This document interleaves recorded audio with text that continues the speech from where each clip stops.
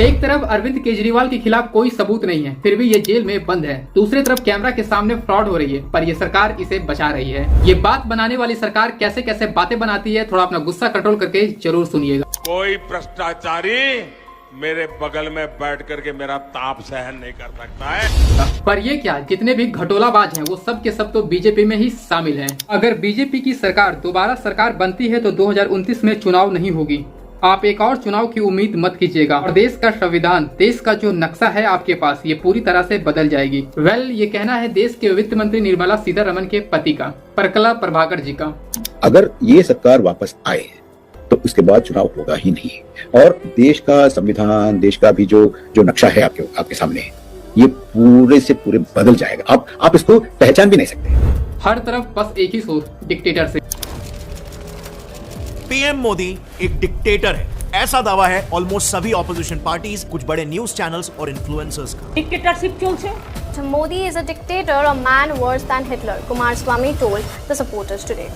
आखिरी चुनाव है, मोदी अगर फिर से आए तो नए चुनाव होंगे, नहीं करने देगा और डिक्टेटरशिप आएगी। इस देश में डिक्टेटरशिप आने वाली है। 2024 के चुनाव भारत के अंतिम चुनाव होंगे। नमस्कार दोस्तों, क्या हमारे देश में डेमोक्रेसी खत्म हो चुकी है? हमारा देश करीब 70% डिक्टेटरशिप बन चुका है। ये दावा है लगभग सारे विपक्ष के नेताओं का और कुछ खुद रूलिंग पार्टी के नेताओं के परिवारों का। मोदी सरकार पे ये आरोप क्यों लग रहे हैं और ये आरोप में कितनी सच्चाई है? 2024 लोकसभा इलेक्शन होने वाला है और इसी बीच सारे नेता जोर शोर से अपने प्रचार प्रसार में लगे हुए हैं। नेता तो सत्ता में आने के लिए प्रचार तो करेंगे ही, पर इस बीच सबसे बड़ी जिम्मेदारी हमारी है कि हम अपने देश के लिए एक सही नेता चुने, जिसे वाकई में देश की फिक्र है, देश की जनता की फिक्र है। शायद इस वीडियो को देखने के बाद आपको सरकार चुनने में थोड़ी सहायता मिल सके और आपका डिसीजन आसान हो सके। दोस्तों, आसान शब्दों में अगर समझे तो डिक्टेटरशिप का सबसे बड़ा डेफिनेशन है डेमोक्रेसी को खत्म कर देना। लोकतंत्र, लोगों की शक्ति को छीनकर अपनी मनमर्जी करना, और ये तभी पॉसिबल है जब किसी भी लोकतांत्रिक देश में विपक्ष नाम की कोई चीज हो ही ना। जब विपक्ष में कोई आवाज उठाने वाला ही नहीं होगा तो राजा जो चाहेगा वो करेगा और जनता को सहना पड़ेगा। क्या आपने ऐसा कभी फील नहीं किया कि हमारा देश डिक्टेटरशिप की ओर दिन पर दिन गिरता जा रहा है, तानाशाही की ओर गिरता जा रहा है? और अगर नहीं तो ये सारे इशारे किस ओर संकेत कर रहे हैं? विपक्ष के नेताओं को बिना कोई ठोस सबूत के अरेस्ट कर लिया जाता है। इलेक्टोरल बॉन्ड जैसे इतिहास के सबसे बड़े घोटाले को टीवी न्यूज चैनलों से गायब कर दिया जाता है। देश के सबसे बड़े ऑपोजिशन लीडर के नेताओं का बैंक बंद कर दिया जाता है।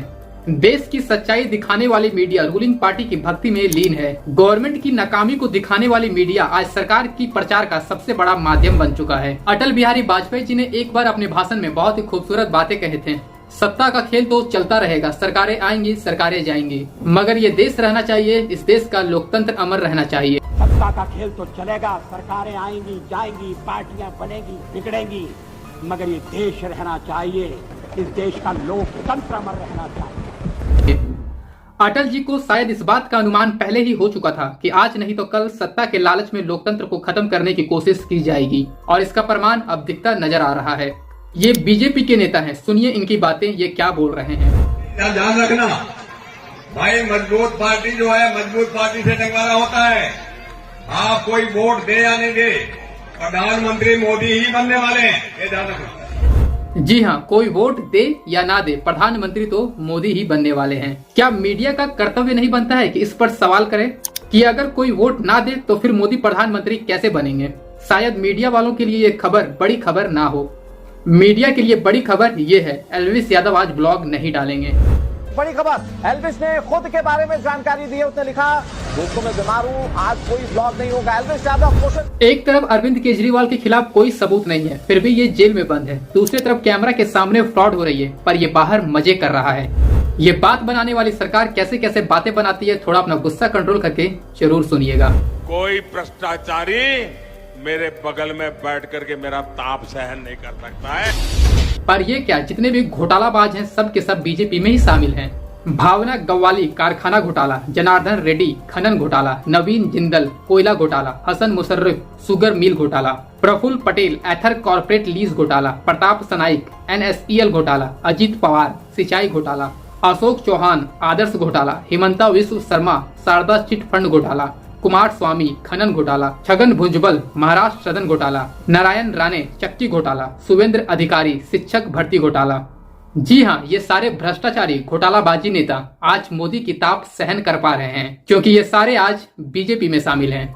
ये सारे के सारे आज बीजेपी के वॉशिंग मशीन में धुलकर गंगा के भांति पवित्र हो चुके हैं।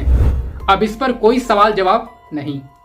हाल ही में जब प्रेस कॉन्फ्रेंस के दौरान किसी पत्रकार ने अमित शाह से सवाल किए कि बीजेपी में शामिल होने से पहले हिमंता बिस्वा शर्मा भ्रष्टाचारी थे या नहीं, तो गृह मंत्री का जवाब सुनिए। शर्मा जी करप्ट थे या नहीं थे?